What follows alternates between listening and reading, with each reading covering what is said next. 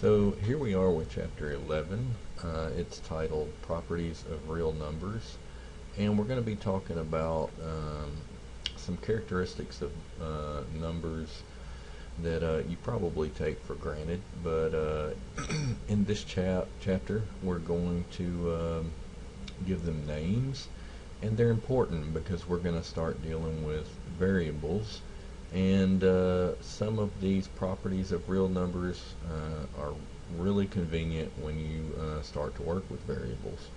Okay, the first one that we're going to talk about is the commutative property. Okay, and students around campus usually say, and probably the majority of our students commute to and from school. So UAM students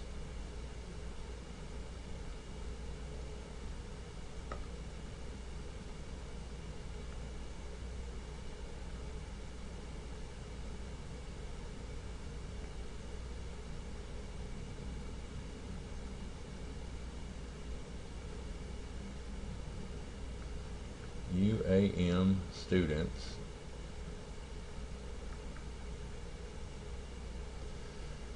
commute to and from campus. Okay, you live off campus, you drive there, you drive back to your home. Simply means to move, and in this case with numbers, it implies that we can move them around in regards to certain operations. So for instance, if we add 3 and 2, do we get the same result as if we add 2 and 3? Okay, so we've swapped the order, okay, which is another word that needs to come to mind when you think commute. The order changes. So 3 plus 2, 2 plus 3 would give us 5. Written in a more general way with variables, if x or y are any real numbers, then we can just simply change their order. X plus y is equal to y plus x. Okay. Can you think of any other mathematical operation for which this may also be true? And down at the bottom of the screen, you should see multiplication. You probably noticed that. But multiplication is also commutative. Okay. Below we see 2 times 3. And likewise, we can write 3 times 2. On the left side of the equation, the 2 comes first. On the right side, the 3 comes first. But either one results in a product of 6. Okay, so do you get the same result? Yes. Okay, and up here we could have said yes as well. Yes, we get 5. Okay, and here we are again, just writing this in general. X times y equals y times x, as long as x and y are real numbers.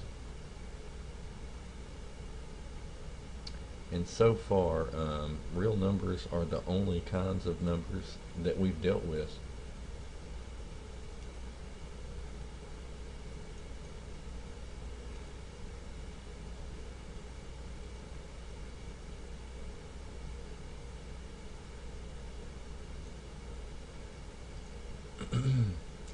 Our next property, associate. When you hear the word associate, you think group. You associate with your friends and your family. You classify your friends and family into a group. Okay?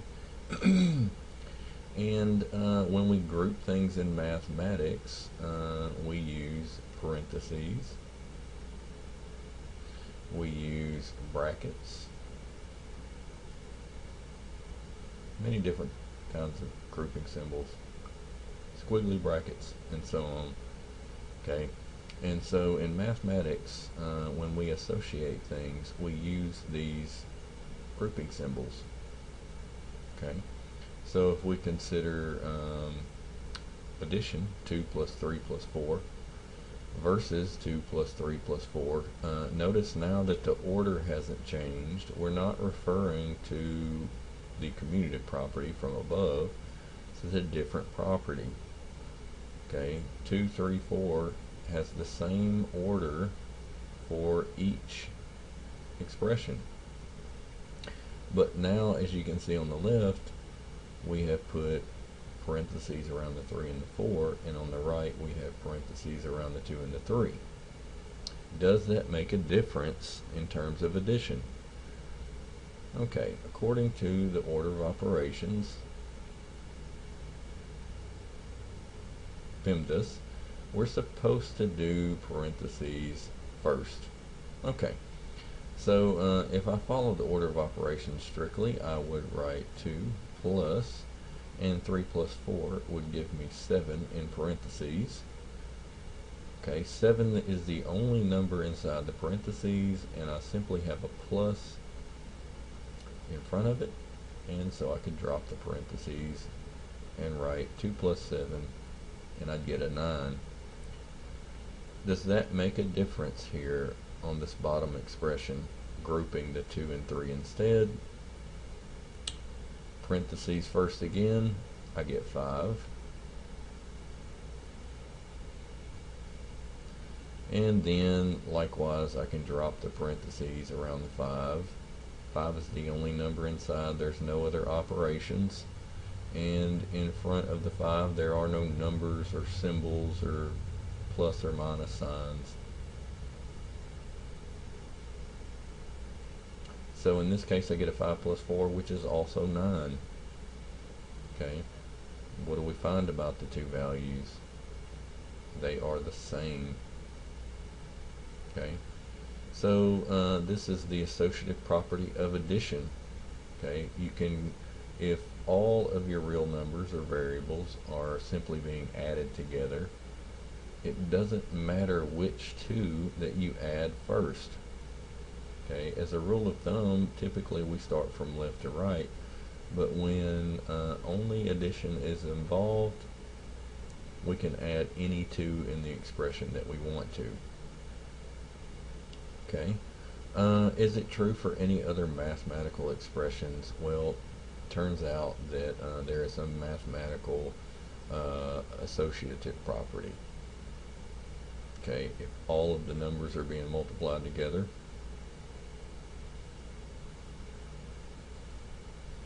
then we will get the same result no matter which ones we multiply first. I can group the first two numbers in the product together, or I can group the second two together. And notice again, the order hasn't changed. 2, 3, 4, 2, 3, 4. On the top, 2 times 12 is 24, and 6 times 4 on the bottom is also 24. So even with multiplication, the parentheses aren't going to make a difference if all we're doing is multiplication in the expression.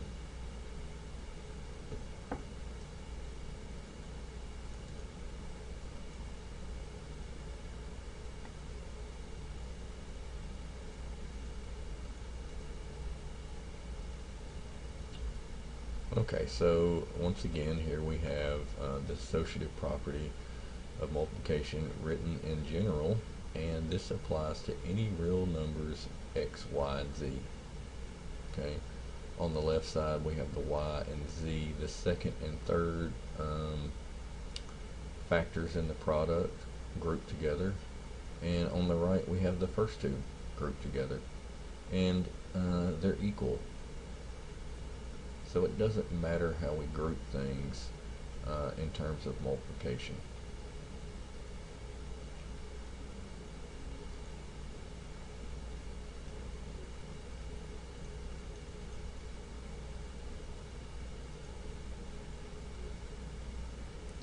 Okay, And now we talk about slightly different property, identity. Okay. And when I think identity, I think of a mirror, and I imagine myself looking into the mirror. Okay, I see myself. I sort of see my identity. Okay. Hopefully, that little story will help you remember exactly what the identity property is. And it boils down to, in the case of addition, adding a zero to a number. Okay, any real number, could be zero also, but if we add zero to any number, then we simply get that number back. Both sides are the same number. Okay, we have a calculation here, but if we perform it, it turns out to be the same number as on the right. 3 plus 0 equals 3, and that applies to any number. I could use irrational numbers. Pi plus 0 equals pi. Okay. So, stated in general, the additive identity property, we simply have x plus 0 equals 0 plus x. And here we're sort of applying the commutative property. We can switch the order of any real numbers and add them, get the same result. But no matter how we add the 0, we get an x. Okay, so if the two sides are staring at each other, they sort of see themselves. Like I said, it's I usually picture looking into a mirror, the identity property. Okay, with multiplication, we use a different number so that the two sides are equal. So for instance, 3, if I want both sides to equal 3, and I multiply on the one side, then I would simply multiply by 1. 1 times a number simply gives me that number back. If you look in the mirror, you see yourself. Okay, and in this case, we use a different number, 1. So 1 is our identity element of multiplication, and 0 is our identity element of addition. Okay, so stated in general, again, as all the other properties have been, x times 1, and this is commutative, equals 1 times x, so I can change the order, commutative. And if I multiply any number by 1, which is what is happening here in these two parts, I simply get that number back, x. Okay, 10 times 1 equals 10. Negative 3 times 1 equals negative 3. So no matter what the number, as long as it is a real number, 1 is the identity element for multiplication.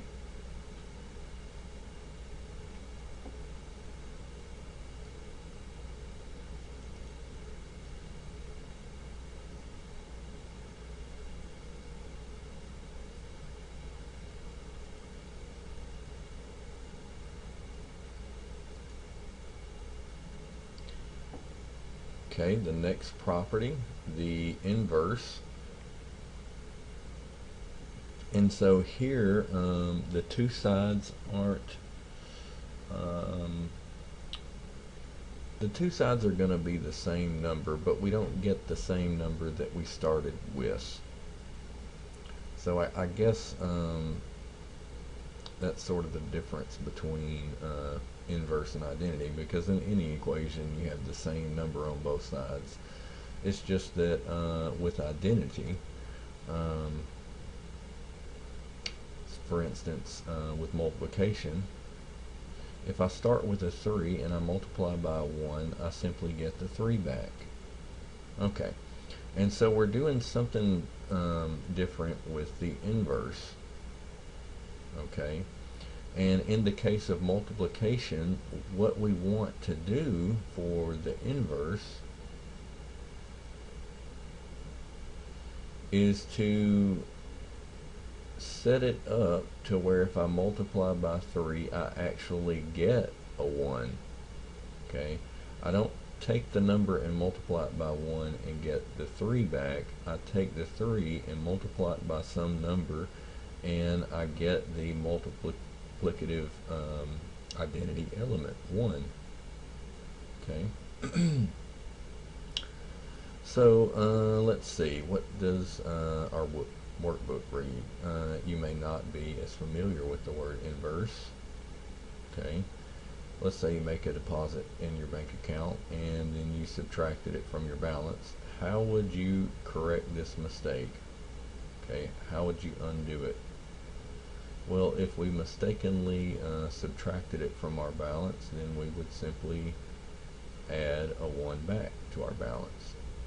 Okay, adding and subtracting are inverse operations. One undoes the other one.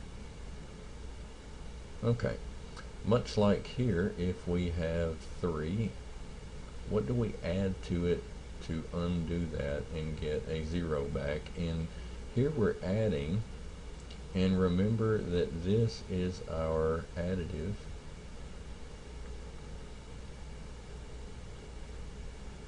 identity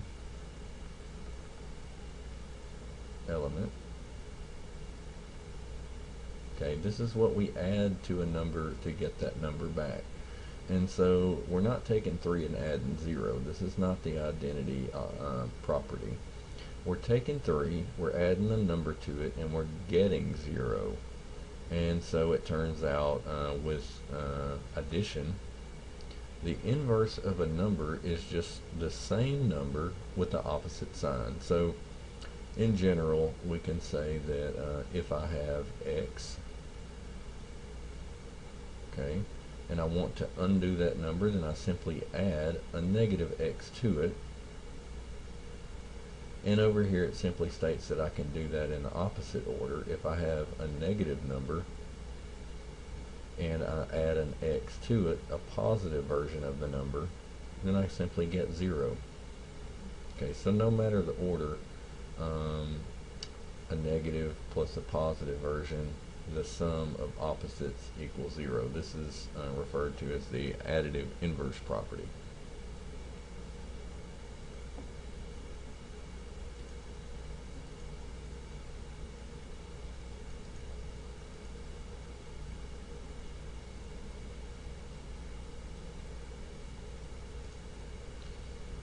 Okay, so next our workbook reads, we can also reverse multiplication. Okay, if I multiplied a number by 3 and then I wanted to undo that, what would I do?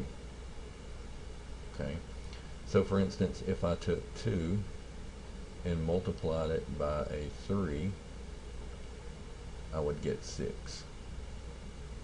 Okay, what if I want to get my 2 back? Well, I'd have to take the 6 that I got and multiply it by what number to get the 2. Okay, and it turns out that I would simply multiply 6 by a 1/3. 1 over 3. Okay, so to undo the multiplication by 3, I multiply by 1/3, and so 1/3 and 3 are multiplicative inverses of each other. Okay, in other words, if I take 3, multiply it by 1/3, I get the multiplicative identity element 1. Okay, multiplicative identity element. Okay, and I'm referring specifically to the 1. This whole expression here, the multiplication and then the equals 1, this is referred to as the multiplicative inverse property. If I take a number x and then I take the reciprocal of the number, multiply the two together, I will always get 1 if x is a real number.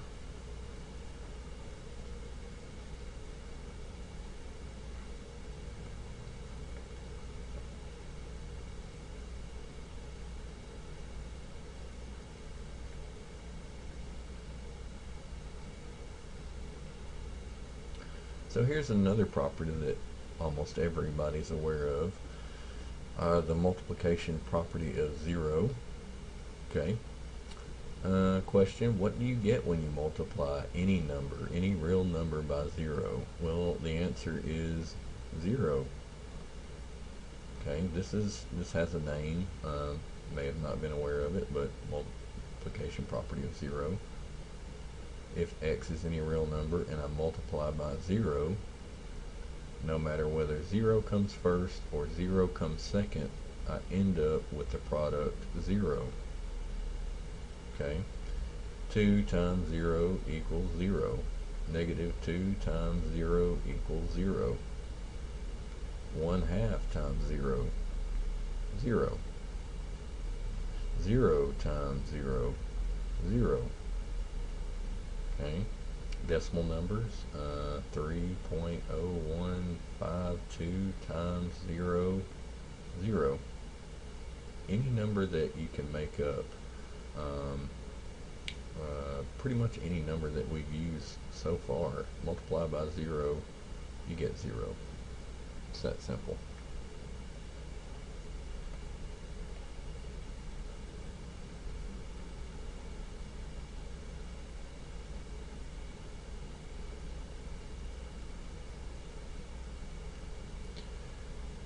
And now we have our last property, the distributive property. Okay, this is the one that will follow you through the rest of algebra. Lots of times when solving equations, this is one of the steps involved, distributing numbers, specifically across a set of grouping symbols. Okay. And so with the distributive property, we have multiplication and addition or subtraction included. And so what we're looking at is x times y plus z, and in this case y and z are included in parentheses. Okay, and the x is immediately on the outside, and typically what we do when we have numbers is we follow the order of operations and we add the numbers inside the parentheses and then multiply by 2. Well, it turns out that this isn't exactly necessary. We don't have to do it that way. There's an alternate way. You can distribute. In other words, I can take the 2 on the outside of the parentheses and multiply each number on the inside, and I want to preserve the operation in between the two numbers at the same time. So that is written out below. Okay, 2 times 3, and then I bring my plus down between and I say 2 times the next number, 4.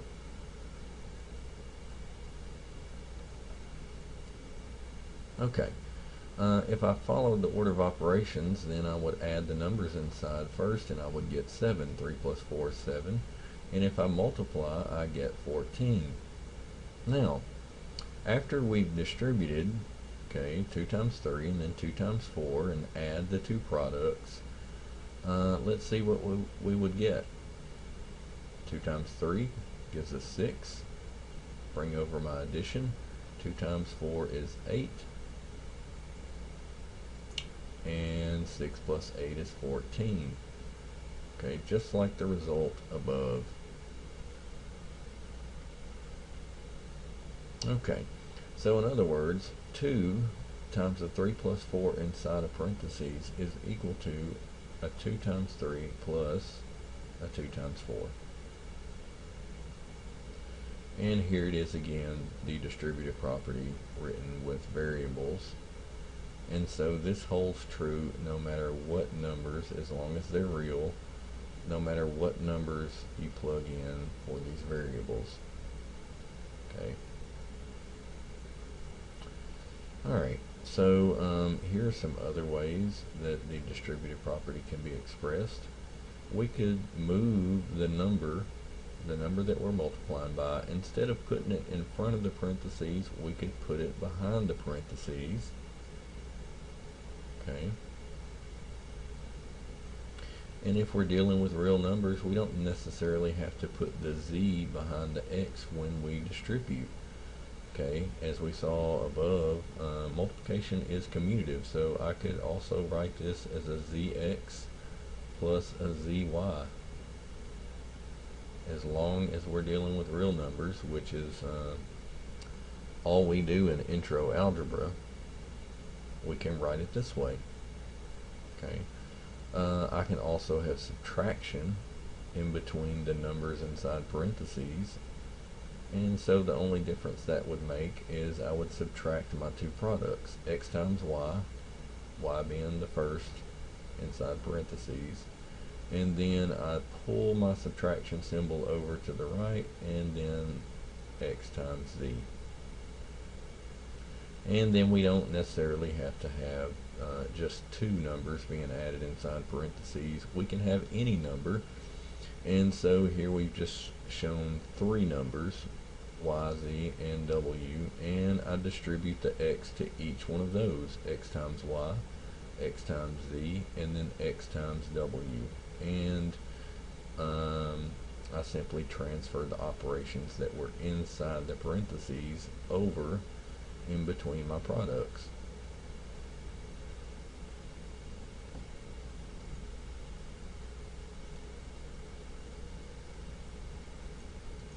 Okay, so this next part is where we're really going to get to see the distributive property in action. Okay, and so I can distribute the 2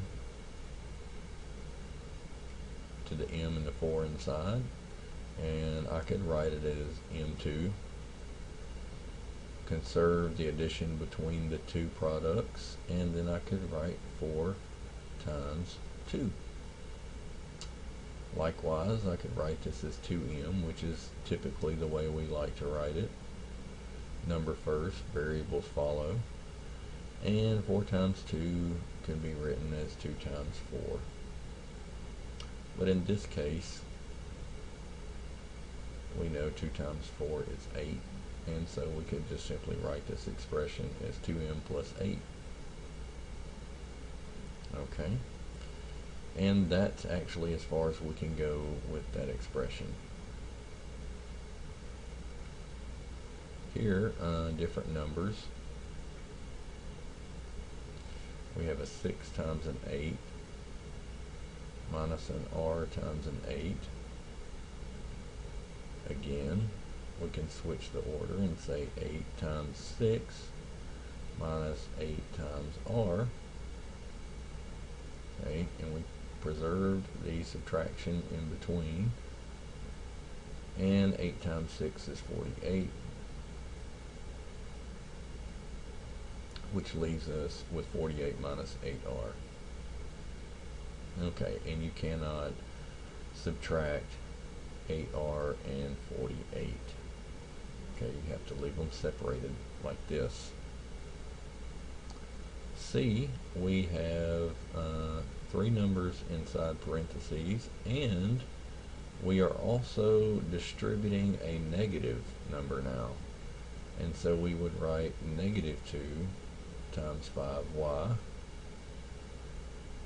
Then we would write negative 2 times, and I could write a negative 8z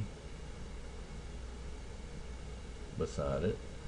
And then I have another negative 2, so we simply just repeat the negative 2 for each term inside parentheses, and I have 1, 2, 3 terms, a negative 2 times a 9. And so what we mostly use the distributive property for is to remove the parentheses. Okay, in each of the previous problems we worked, we no longer have the parentheses in our final expression. So with a little bit of work, I can remove these parentheses also. A negative 2 times 5 is a negative 10, and I simply place the y beside it. And then a negative 2 times a negative 8, consider both signs, these are multiplied, gives me a plus 16. And then a negative 2 times 9 is negative 18. Okay? And this would be our final stop for this expression. And as you can see, there's no more parentheses. Some of these operations changed inside. Here we had subtraction, but then when we came down here in the end, we have addition between them, and that's just simply because of the sign of the negative 2. It reversed the operation. A negative and a negative becomes a positive, which is addition.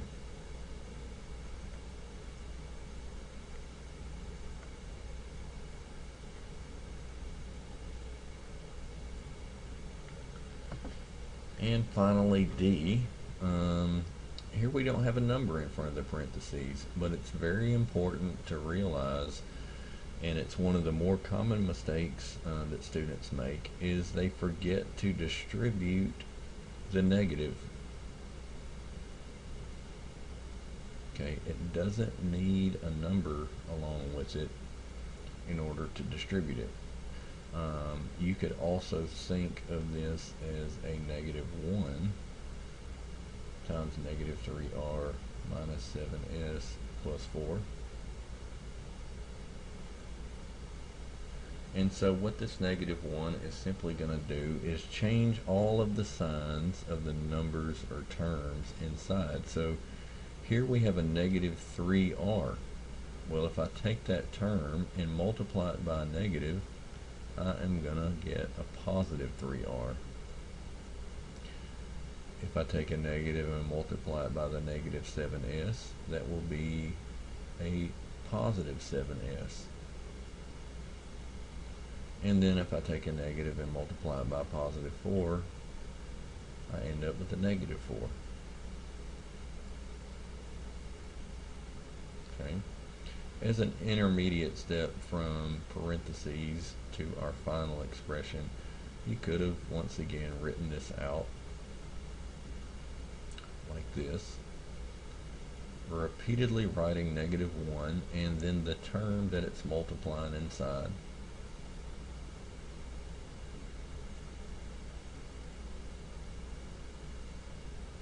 And then from here, perhaps it would make the transition to the final expression a little easier. Okay.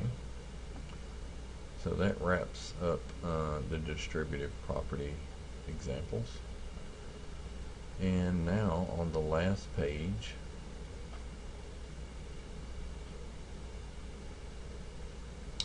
what we want to do is simply label the property of the real numbers that is being displayed. So in 8, okay, what has happened? We took a number, we added 0 to it, and we got the number back.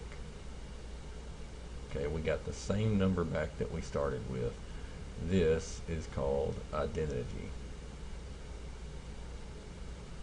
property, and specifically of addition.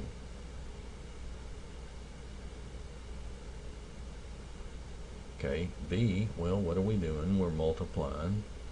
So this is going to be a property of multiplication.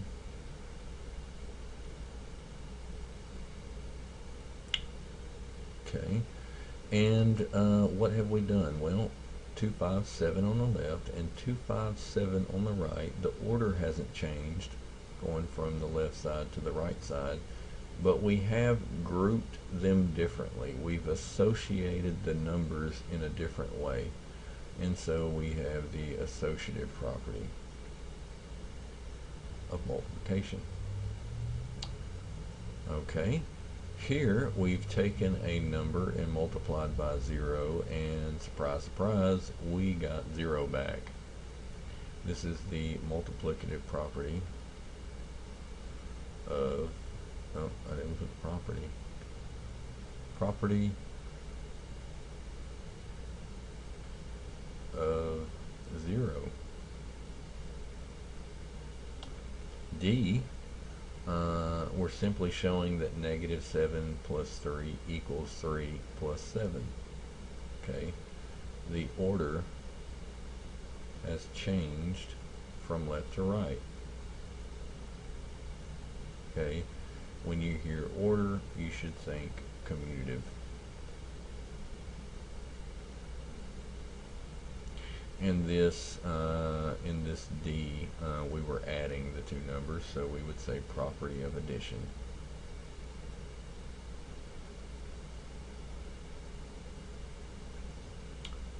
Okay, E, what happened? Well, on the left we had parentheses, and now on the right, the 4 has been multiplied by the 2 and 3 that were on the inside of the parentheses.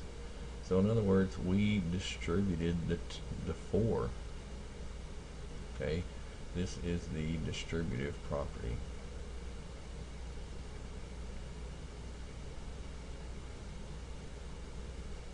Okay, and we don't assign a particular operation to it because we're multiplying and subtracting, or we could be adding, so we just call it distributive property. Okay, this next one, F. What have we done here? Well, we have a 1, negative 2, and a 7. And then on the right, we have a 1, a negative 2, and a 7 again. So the order hasn't changed.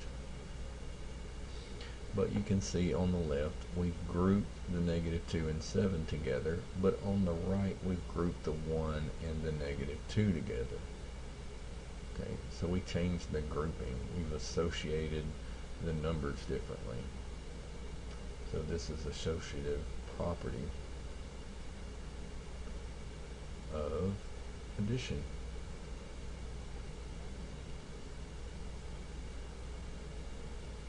Okay, and what about G? Well, we've taken a number, 2 over 7, multiplied it by another number, and this is actually the reciprocal of 2 over 7, and we've gotten 1. Okay, so this is the and 1 is the multiplicative identity element. We didn't multiply by 1, so it's not the identity. We did the calculation, the operation, and we got a 1 for the product. So this is the inverse property of multiplication.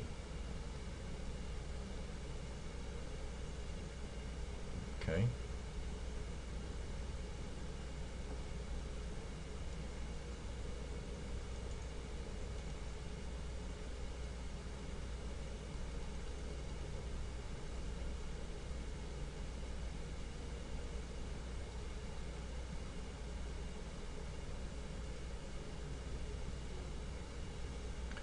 So our last three examples, H, we have a negative 5 times a negative 4, and then a negative 4 times a negative 5 on the right. We swap the order, different order than the left versus the right. So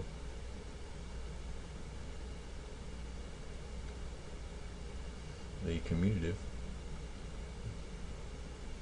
property of these two numbers were multiplied, and so this is commutative property of multiplication. Okay, in I, we are not adding 0 to a number. We're adding two numbers and we're getting a 0. Okay, so you could think of this as we subtracted 1/5 and then we added the 1/5 back, and so we got 0. Okay, one number undid the other one, so this is inverse property of addition.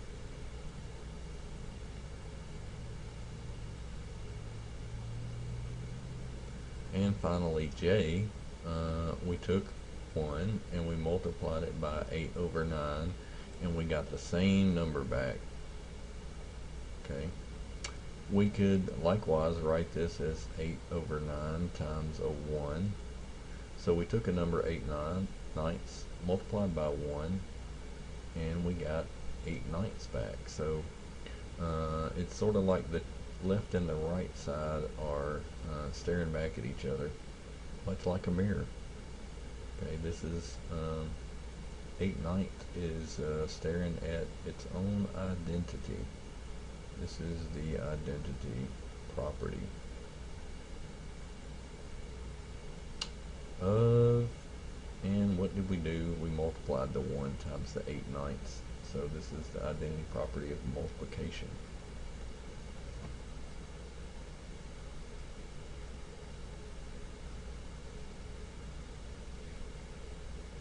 Okay. That wraps up our examples. But first I want to take a look, since we've now been through this entire chapter. You may or may not have noticed that we never mentioned division or subtraction. Okay, and we had two properties. One was commutative,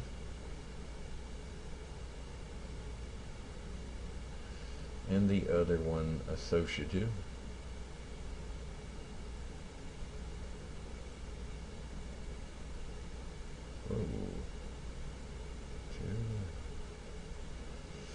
I don't think that S belongs there.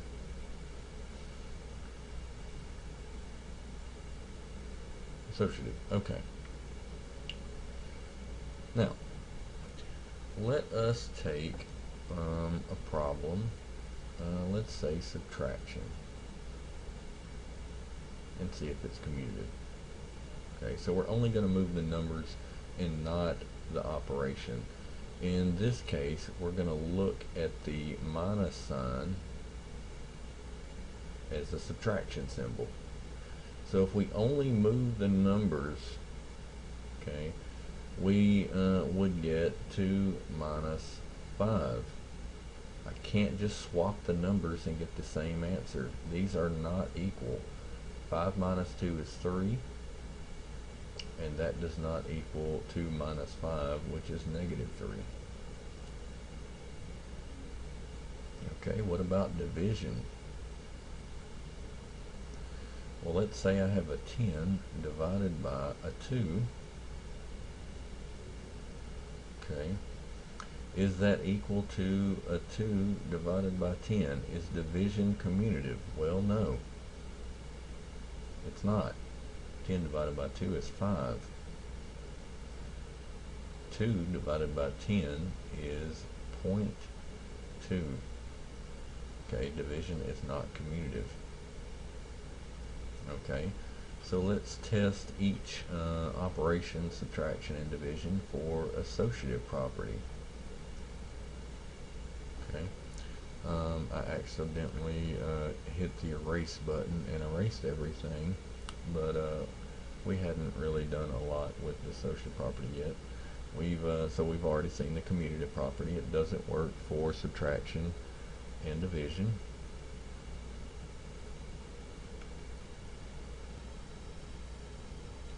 Okay, so if I make an example for subtraction only, and the problem here is that we're not going to consider subtraction as a sign. Okay, so if I write 10 minus 8 minus 2, and I only regroup the numbers, will I get the same thing if I group the 10 and the 8 together on the right side? Okay, not associating the negatives with the numbers, but just looking at the negative sign as subtraction operation. Okay, on the left I would have 10 minus, and according to the order of operations, I subtract the 2 from the 8 first, and I would get a 6. And so now I subtract 6 from 10, and I get 4. Well, on the right, in parentheses, I have to subtract the 8 from the 10, and I get a 2. And then I pick up the minus 2 on the outside and I get 0. These are not equal. So we don't say that the subtraction operation is associative. Okay, division. Is it associative? Let's say I take 16 divided by 8 divided by 2. Does that equal 16 divided by 8 divided by 2 if I group the numbers differently? So on the left I have the 8 and the 2 grouped together. On the right I have the 16 and the 8 grouped together. Okay, on the left, parentheses come first in the order of operations, and so 8 divided by 2 is 4. And then over here, I divide 8 into 16 and I get 2. And now back on the left, 16 divided by 4 is 4. And then on the right, 2 divided by 2 is 1. These are not equal. And so likewise, the division operation is not associative.